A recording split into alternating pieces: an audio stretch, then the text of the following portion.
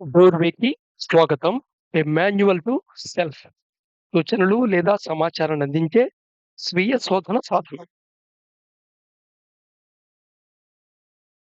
So, ఇంతకుముందు వీడియోలో significance of doing yoga గురించి అర్థమై ఉంటుంది. పర్టిక్యులర్‌గా మెకానికల్ మోడల్‌లో. అండ్ అప్రోచ్‌కి ఒక ఐడియా గూడా వచ్చుంటుంది. సో, మనకి ఎనర్జీ డిస్ట్రిబ్యూట్ చేయబడుతుంది. మన ఫిజికల్ యాక్టివిటీకి, మెంటల్ యాక్టివిటీకి, ఎమోషనల్ యాక్టివిటీకి, ఎనర్జీ యాక్టివిటీస్‌కి, మెడిటేటివ్ యాక్టివిటీస్‌కి. సో, ఆ ప్రపోర్షన్ పరంగా అండర్ యుటిలైజ్ కాకుండా, ఓవర్ యుటిలైజ్ కాకుండా, ఆ ప్రపోర్షనేట్‌లో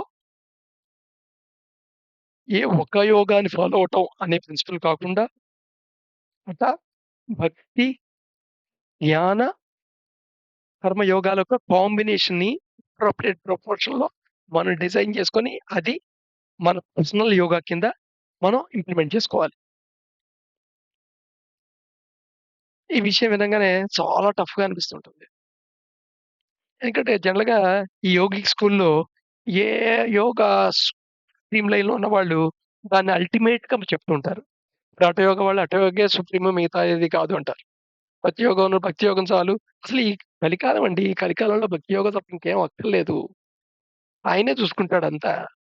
ఈ భవసాగరం నుండి ఆయనే బయటపడేస్తాడు మన్ని. ఇది జస్ట్ మూఢనమ్మకమే అంట.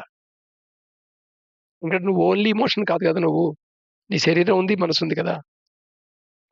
అలాగే జ్ఞాన యోగ వాళ్ళు జ్ఞాన యోగం ఉంటే చాలు ఇంకేం అక్కర్లేదు. ముందు జ్ఞానం ప్రధానం అంటారు. ఇలా ఏదో ఒకదాన్ని పట్టుకొని వేలాడటం కాదు. ముందు నీ యొక్క యాటిట్యూడ్స్‌ని, నీ యొక్క బాడీ స్ట్రక్చర్‌ని, మెంటల్ స్ట్రక్చర్‌ని, నీకు ఎమోషనల్ స్ట్రక్చర్‌ని,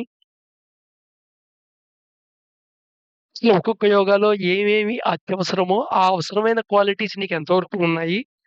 లేదా ఉన్న క్వాలిటీని ఎంతవరకు ఇంప్రూవైజ్ చేసుకోగలవు? ఇన్కార్పొరేట్ చేసుకోగలవు? వీటిని బట్టి నువ్వు డిజైన్ జేసుకోవాలి. ఏ కాంబినేషన్ ఆఫ్ 4 యోగాలు అనేది. 4 యోగాలు కావాలి. కానీ ఏ కాంబినేషన్ ప్రపోర్షనాలిటీ కావాలనేది పర్సన్‌కి డిఫర్ అవుతుంది. ఇదంతా సాధారణ మనిషికి పాసిబులా? అంటే పాసిబుల్ కాదనే చెప్పొచ్చు ఓ రకంగా. అలా అని ఇంపాసిబుల్ అయితే కాదు. కరెక్ట్‌గా స్టడీ చేస్తే అడాప్ట్ చేసుకోవచ్చు. గతంలో అలా అడాప్ట్ చేసుకున్న వాళ్ళున్నారు. ఫర్ ఎగ్జాంపుల్ వివేకానంద ఇంట్రొడ్యూస్ చేసిన రాజయోగ అనేది కాంబినేషనే. అలాగా యోగి పరమానంద పరమహంస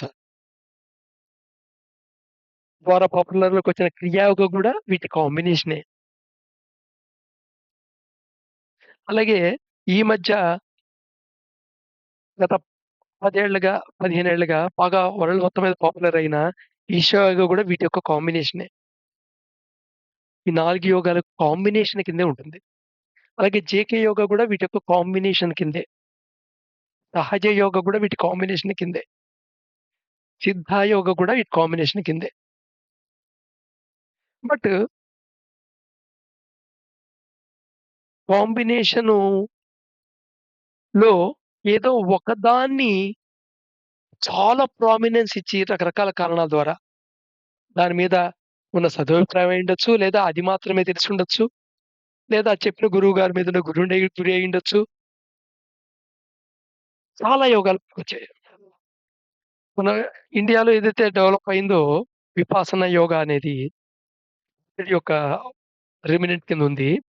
బుద్ధుడి యొక్క ప్రాక్టీసెస్ ఏవైతే ఉన్నాయో అవి ఫారెన్‌లోకెళ్ళి జెన్ ప్రాక్టీసెస్ కిందొచ్చాయి. జెన్ యోగా నడుస్తుందది. ఇలా కాకుండా మన మార్కెట్‌లో పతంజలి యోగా అనే పేరుతో రామ్‌దేవ్ బాబా చెప్పే యోగా ఉంది. మంత్రి సత్యనారాయణ గారు చెప్పే యోగా ఉంది. బ్రహ్మకుమారి వాళ్ళు చెప్పే కుమారి యోగా ఉంది. పిరమిడ్ యోగా అని పిరమిడ్ వాళ్ళు చెప్పేదుంది. అలాగే రవిశంకర్ గారు చెప్పే ఆర్ట్ ఆఫ్ లివింగ్ యోగా ఉంది. అష్టాంగ యోగా అనేదుంది. తంత్ర యోగా అనేదుంది. నవచంద్ర యోగా అనేదుంది. విన్యాస యోగా అనేదుంది. హాట్ యోగా అనేదొకటుంది. రెస్టోరేటివ్ యోగా అనుంది. ఇది ఫారెన్‌లో డెవలప్ అయిందనుకోండి. అయ్యంగార్ యోగా అనుంది. చాలా ఫేమస్ ఇది. దీంట్లో హఠ యోగాకి ఎక్కువ ప్రాధాన్యత ఉంటుంటుంది. అలాగే అనుసారి యోగా అనుంది. విక్రమ యోగా అనుంది. రజనీష్ యోగా అనుంది. యోషా యోగా ఫాలోయర్స్‌కి. శక్తి యోగా అనుంది. శక్తిపాత యోగా అని. మైండ్‌ఫుల్ యోగా అనుంది. సైకాలజీ వాళ్ళు పార్షియల్‌గా యాక్సెప్ట్ చేసిన బుద్ధిస్ట్ ప్రిన్సిపల్స్ నుండి. అలాగే విపాసనా యోగా ఉంది. బుద్ధిస్ట్ ప్రిన్సిపల్స్‌ని డెవలప్ అయింది. జైన్ ప్రిన్సిపల్స్‌ని కాంబినేషన్‌తో డెవలప్ అయింది. జేకే యోగా ఉంది. ఇది కాకుండా సినిమా యాక్టర్లు కూడా చెప్తున్నారు. శిల్పా శెట్టి యోగా అని ఒకటుంది. సినిమా యాక్టర్ శిల్పా శెట్టి సీడీలతో. అలాగే దీంట్లో కేవలం ఎనర్జీ యొక్క పాటుకే ప్రముఖ పీట వేసి కుండలిని యోగా, చక్రా మెడిటేషన్‌లు చెప్పేదున్నాయి. మార్కెట్‌లో ఇన్ని యోగాలు కనబడినప్పుడు సహజమే కన్‌ఫ్యూజన్ రావటం అనేది. దీంట్లో దేన్ని నేను క్రిటిసైజ్ చేద్దామని నా ఉద్దేశ్యం కాదు. ఏది ఎక్కువ అని కాదు. ఏది తక్కువ అని కాదు నా ఉద్దేశంలో. కానీ వాటి పరిమితులు తెలిసి ఉండాలి. నువ్వు ఇంప్లిమెంట్ చేసుకుంటున్నప్పుడు దాని పరిమితులు తెలిసి ఉండాలి. పరిమితులు ఎలా తెలుస్తుంటాయి? నీ యొక్క ఎక్స్‌పీరియన్స్. నీ ఎక్స్‌పీరియన్స్‌లో అది నీకు ఉపయోగపడిందా లేదా ఇంపార్టెంటు. అంతేగాని 10 మంది వాలంటీర్లు నాకు వాడి అనుభవాలు చెప్పి, నా అనుభవంలో నాకు ఉపయోగపడింది, నా అనుభవంలో నాకు ఉపయోగపడింది అంటే, ఆ మాటల మీద నమ్మకం ఉంచుకొని, ఏదో మార్కెట్‌లో నీలిమ సోప్ వాడండి, నీలిమ సోప్ వాడండి, నీలిమ సోప్ వాడండి అంటే, ఆ నీలిమ సోప్‌ని కొనుక్కొని వాడినట్టు కాదు. సో, ఎంత గొప్ప యోగా అయినా సరే, అది టీచ్ చేస్తున్నవాడు ఎంత గొప్పవాడైనా సరే, నీ ఉద్దేశంలో ఎంత అథెంటిక్ అయినా సరే, నీకు వర్క్ చేస్తే నువ్వు దాన్ని ఇంప్లిమెంట్ చేసుకో. నీకు వర్క్ చేయకపోతే అది ఇంప్లిమెంట్ చేయకు. ఇది చాలా థంబ్ రూల్. ఎందుకంటే నువ్వు చేసే యోగా ప్రాక్టీస్ చేస్తున్నావంటే ఇది కూడా ఒక కర్మ. ఈ కర్మ అనేది దేని మీద నువ్వు చేసే కర్మ దేని మీద ఆధారపడుతుంటాయి? నీ ఎనర్జీ యొక్క డిస్ట్రిబ్యూషన్ బట్టి. ఎనర్జీ డిస్ట్రిబ్యూషను ఎంతెంతుంది నీకు తెలుసా? దాని యొక్క క్యారెక్టర్ స్టడీ చేస్తే తెలుస్తుంది. దానికి ఏం రిక్వైర్మెంట్స్? ఒక పర్టిక్యులర్ హఠ యోగా చేయాలంటే రిక్వైర్మెంట్ ఏమిటి? ఉద్యోగ రిక్వైర్మెంట్ ఏమిటి? నీకు ఎంత ఇంటెన్స్ దాకా ఉండే ఛాన్స్ ఉంది? ఎంత వరకు సస్టైన్ అవుతున్నావు? లేదా ఆ క్యారెక్టర్స్ కాంపిటెన్సీ ఎంత సాధించగలవు? దానికి కావాల్సిన లక్షణాలేమున్నాయో, స్కిల్స్ ఉన్నాయో వాటిలంతా నైపుణ్యత సాధించగలవు. నైపుణ్యానికి నువ్వు ఎంత వర్క్ చేయగలవు. సో, ఇలాంటి ఫ్యాక్టర్స్ చాలా ఇంపార్టెంట్. ఇవేమి చూడకుండా డుబు డుబు డుబు అని మార్కెట్‌లోకెళ్ళకూడదు. దీంట్లో ఈ శిల్పా శెట్టి యోగానైతే నేను సజెస్టే చేయనసలు. సో, ఎనీవే తెలుసుకోవడం తప్పు కాదు. వెళ్లి అక్కడ తెలుసుకోండి. అప్పుడు చదవండి. బట్ కానీ ఒక ప్రీ డిస్పోజిషన్ ఫార్మ్ చేసుకోవద్దు. మీ యోగాని మీరే డిజైన్ చేసుకోండి. అది నా టార్గెట్ ఇక్కడ. ఎందుకంటే నీకు నువ్వే ప్రధాన గురువు. వాళ్ళు మ్యాప్. బయట చెప్పే గురువు, బయట చెప్పే ఒక పుస్తకం ఏంటంటే మ్యాప్ అది. మ్యాప్‌ని చూసి నేను ఆ ఊరిని చూసొచ్చాను అని చెప్తే ఎంత హాస్యాస్పదం. అలాంటిదనమాట.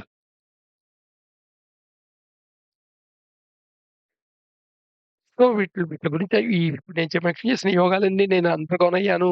కూలంకషంగా తెలిసేసుకున్నాను. ఇది మంచిది, చెడుదని నేను ఎక్కడ చెప్పట్లేదు. బట్ కానీ ఈ ప్రిన్సిపల్ ఫాలో అవుతూ ఆ యోగా ప్రాక్టీసెస్ ఉన్నాయంటే మటుకు ఖచ్చితంగా నీకు అకామిడేట్ చేయడానికి ఛాన్స్ ఉంటుంది.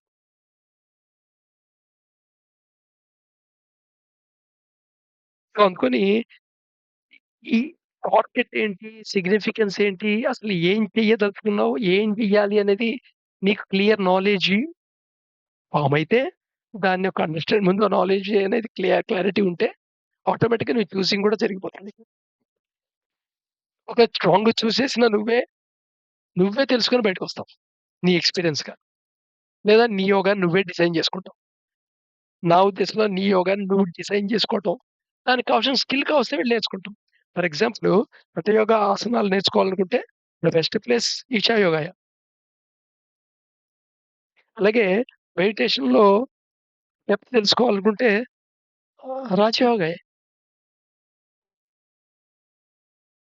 ప్రాణాయామంలో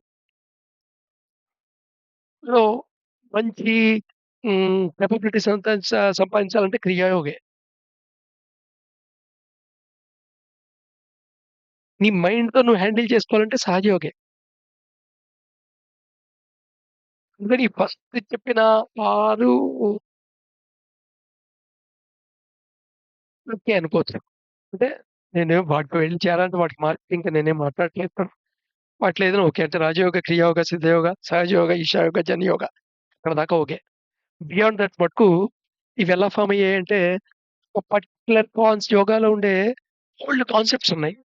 195 యోగ సూత్రాలుంటే, దాంట్లో నీకర్థమైన సూత్రాలు కొన్నుంటే, వాటిని నువ్వు అప్లై చేయగలిగే కెపాసిటీ కొన్నిటికుంటే, వాటిలకే ఎక్కువ ఇన్సిస్టేషన్ ఇచ్చి ఫార్మ్ అయిన యోగాలు మిగతావి. అంతకంటే ఏం లేదు. అంటే హోల్‌సమ్ యోగాలు కావమాట. హోల్ కాదు. ఏదో సంథింగ్ పార్షియల్. ఇక మిగతా వాటిలో కొద్దో గొప్పో ఓకే అనుకుంటే ఆర్ట్ ఆఫ్ లివింగ్ వాళ్ళదే చెప్పుకోవచ్చు. ఈ నెక్స్ట్ లెవెల్. తర్వాత జేకే యోగా అని అనుకోవచ్చు. అంటే నాకేం పరిచయం లేదు. వీటి గురించి డెప్త్‌గా వాటి గురించి ఎవాల్యుయేట్ చేయటం కూడా తప్పు నిజానికి. సో, ఆచితూచి జాగ్రత్తగా అడుగు వేయాలన్నమాట. ఏది నేర్చుకోవాలనేది. అది నా ఉద్దేశ్యం.